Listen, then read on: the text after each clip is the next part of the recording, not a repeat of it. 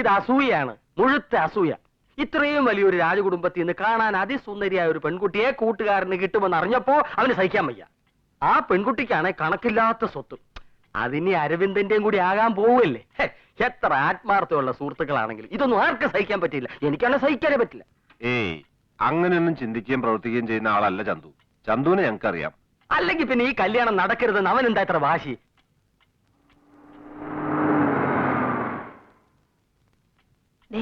അവൻ വന്നു. ദയവ് ചെയ്ത് അവനോട് ആരും ഒന്നും പറയണ്ട. ആ, ഇതാരിത്? ലാസറളയപ്പനോ? എപ്പോ വന്നു? കുറച്ചേരായി. ഇതെന്താണ് എല്ലാവരും കൂടി ഒരു ഗൂഢാലോചന? ഗൂഢാലോചന അല്ല, കല്യാണാലോചനയാണ് അരവിന്ദന്റെ. അതേ, അപ്പൊ ഈ കോൺട്രാക്ട് പണിയൊക്കെ നിർത്തി ബ്രോക്കർ പണി തുടങ്ങി. പോണില്ലേ ഇനി പോണ്ടിച്ചേരിക്ക്? എന്നാ ഞാനൊരു സത്യം തുറന്നു പറയാം. അരവിന്ദൻ ആ തമ്പുരാട്ടിയെ കെട്ടിയില്ലെങ്കിൽ പാണ്ടിച്ചേരി പള്ളിയിൽ സായപ്പന്മാരുടെ കൂട്ടത്തിൽ ഒരു പുതിയ ശവക്കലറ കൂടി വരും. ചക്കച്ചാമ്പറമ്പിൽ ലാസർ, റെസ്റ്റ് ഇൻ പീസ്. പോകാൻ വരട്ടെ. ലാസറിനോട് ഞങ്ങൾ എന്ത് മറുപടിയാ പറഞ്ഞേക്കേണ്ടത്? എന്ത് വേണേലും പറഞ്ഞോളൂ. വിവാഹത്തിന് എനിക്ക് സമ്മതമാണ് എന്നുള്ളത് ഒഴിച്ച്. അങ്ങനെ നീ പറഞ്ഞൊഴിയാൻ നോക്കണ്ട. നിനക്ക് അവളെ ഇഷ്ടമാണോ അല്ലയോ അത് മാത്രം പറഞ്ഞാ മതി. നീ എനിക്കിഷ്ടമല്ല. ഇത് നിന്റെ തീരുമാനമല്ലല്ലോ, നിന്റെ ആ കൂട്ടുകാരന്റെ അല്ലേ? അതെ, ചന്തുവിന്റെ തീരുമാനം തന്നെയാ. എന്റെ അച്ഛനേക്കാളും അമ്മയെക്കാളും നിങ്ങൾ എല്ലാവരെക്കാളും എനിക്ക് വലുത് അവൻ തന്നെയാ. മതിയോ? ഇനി ഇതിൽ കൂടുതൽ ഞാൻ വേറെ എന്തെങ്കിലും പറയണോ?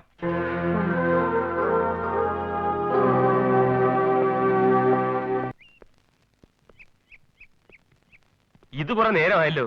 എന്താ പറയാനുള്ളതെന്ന് വെച്ചാ പറ. ഞാൻ പറയാൻ പോകുന്നത് നിനക്ക് ഇഷ്ടപ്പെടില്ല എന്ന് എനിക്കറിയാം. എന്നാലും ഇത് നീ അനുസരിച്ചേ പറ്റൂ. അരവിന്ദന്റെ കല്യാണത്തിന് നീ തടസ്സം നിൽക്കരുത്. ഞാൻ പറയുന്നത് വേറൊന്നും കൊണ്ടല്ല. അവന്റെ അച്ഛനും അമ്മയ്ക്കും വീട്ടുകാർക്കും ഒക്കെ ഈ കല്യാണം നടന്നു കാണാൻ ആഗ്രഹമുണ്ട്. നിനക്കോ? എനിക്കോ നിനക്കോ ഇഷ്ടമാണോ അല്ലയോ എന്നുള്ളതല്ല ഇവിടുത്തെ പ്രശ്നം. അവർക്കൊക്കെ ഇഷ്ടമാണ്. നീ ആയിട്ട് അവരെ വേദനിപ്പിക്കരുത്. നീ എന്താടാ പറഞ്ഞത്? ഞാനായിട്ട് അവരെ വേദനിപ്പിക്കുകയാണെന്ന്? ഈ കല്യാണം നടന്നാ പിന്നെ ഏറ്റവും കൂടുതൽ വേദനിക്കാൻ പോകുന്ന അവരായിരിക്കും. ഈ കല്യാണം കൊണ്ടുള്ള ഉദ്ദേശം എന്താണെന്നും അവളുടെ മനസ്സെന്താണെന്നും എനിക്ക് മാത്രമല്ലേ അറിയൂ. നിനക്ക് എന്തറിയാമെന്ന? നിനക്ക് അവളെ പറ്റി ഒരു ചുക്കും അറിയില്ല.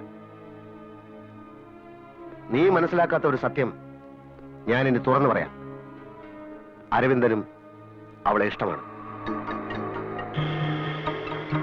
നിനക്കിഷ്ടമല്ലാത്തത് കൊണ്ട് മാത്രമാണ് അവൻ അവളെ വേണ്ടാന്ന് പറയുന്നത്.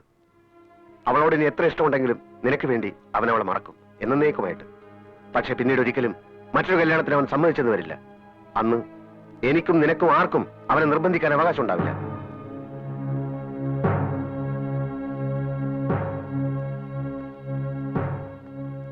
അവനവളെ ഇഷ്ടമാണെന്ന് നിന്നോട് പറഞ്ഞു. പറഞ്ഞു. എന്നിട്ടെന്താ എന്നോട് അവനിത് പറയാതിരുന്നത്? പറയില്ലവൻ.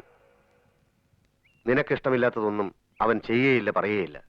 അവന്റെ കല്യാണക്കാര്യത്തിൽ പോലും നിന്നെ വേദനിപ്പിക്കാൻ അവന് പറ്റില്ല. അവനെ നീയും വേദനിപ്പിക്കരുത്. ഇല്ലടാ, അവന്റെ ഒരു ഇഷ്ടത്തിനും ഞാൻ എതിര് നിൽക്കില്ല. അവന്റെ സന്തോഷമല്ലടാ എനിക്ക് ഏറ്റവും വലുത്. ഞാനിപ്പോ നിന്നെ വിശ്വസിക്കുക.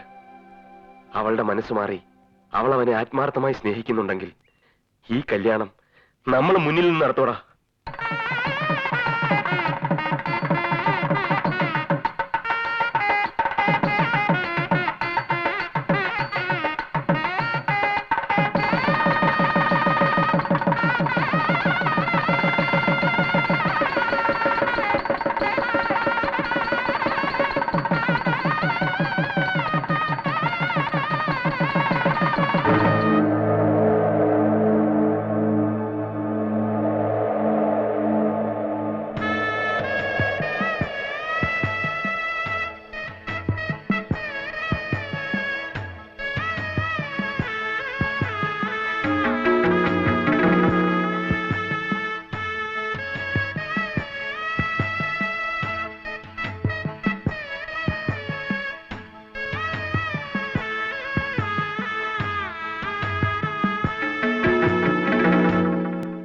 നീ എന്താണ് ഒരു അന്യനെ പോലെ മാറി നിൽക്കുന്നത്? അങ്ങോട്ട് വന്നേ.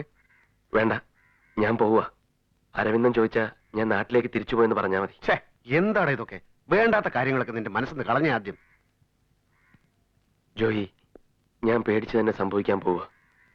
നമുക്കിനി പഴയ പോലെ ആകാൻ പറ്റില്ല. വെറുതെ പിച്ചും പേയും പറയാതെ അങ്ങോട്ട് വരുന്നുണ്ടോ നീ? ഇല്ലടാ, അവളുടെ പക മുഴുവൻ എന്നോടാ.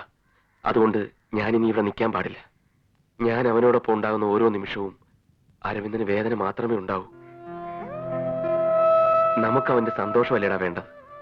അവനും അവളും സുഖമായിട്ട് ജീവിക്കണം. അവർക്കിടയിൽ ഒരു പ്രശ്നമായിട്ട് ഞാൻ വേണ്ട.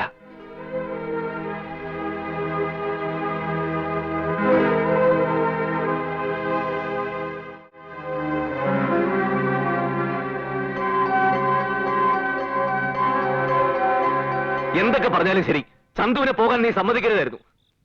അല്ലെങ്കിൽ എന്നോട് വന്ന് വിവരം പറയാമായിരുന്നു നിനക്ക്. ഒരു സത്യം എനിക്ക് ഇപ്പൊ അറിയണം. ചന്തു പൂർണ്ണ മനസ്സോടുകൂടി തന്നെയാണോ എന്റെ ഈ കല്യാണത്തിന് സമ്മതിച്ചത്? പറയടാ, ആരെങ്കിലും അവനെ കൊണ്ട് നിർബന്ധിച്ച് സമ്മതിപ്പിച്ചാണോ? അതെ, ആര്? ഈ ഞാൻ തന്നെ. എന്തിനാ നീ അങ്ങനെ ചെയ്തത്? ഇല്ലെങ്കിൽ ചന്തു എല്ലാവരുടെയും മുമ്പിൽ തെറ്റുകാരനാകുമായിരുന്നു. അവനെ ഏറ്റവും അധികം സ്നേഹിച്ചിരുന്ന നിന്റെ അച്ഛനും അമ്മയും പോലും അവനെ വെറുക്കാൻ തുടങ്ങുകയായിരുന്നു. അതൊക്കെ ഒഴിവാക്കാൻ എന്റെ മുമ്പിൽ ഇതല്ലാതെ വേറെ മാർഗമില്ലായിരുന്നു. മതി, എനിക്കിനി ഒന്നും കേൾക്കണ്ട. നമുക്കിപ്പൊ തന്നെ പുറപ്പെടാം. എനിക്കവനെ കാണണം. അരവിന്ദ, എന്ത് ഭ്രാന്താണ് നീ പറയുന്നത്? ഇത് നിന്റെ കല്യാണ രാത്രിയാണ്. ഇവിടെ നിന്റെ ഭാര്യ കാത്തിരിക്കുന്നുണ്ട്. അതൊക്കെ വിട്ടിട്ട് നീ ചന്തുവിനെ കാണാൻ പോകേണ്ട കാര്യമില്ല. എനിക്കതൊന്നും പ്രശ്നമല്ല. അവൻ ഇഷ്ടമില്ലാത്ത ഈ ബന്ധം ഈ രാത്രി വേണമെങ്കിൽ ഞാൻ അറുത്തറിയും. കാണണോ? അരവിന്ദ,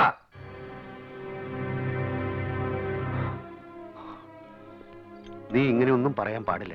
അതിന് മാത്രം എന്ത് സംഭവിച്ചൂടെ? ഈ വിവാഹവും കൊട്ടാരവും സ്വത്തും ഒന്നും എനിക്ക് പ്രശ്നമല്ല. എനിക്ക് വലുത് നീയും അവനും ഒക്കെയാ. നിങ്ങളെ കഴിഞ്ഞിട്ടുള്ളൂ എനിക്ക് എന്തും. അതെന്താടാ നീ അവനൊന്നും മനസ്സിലാക്കാത്തത്?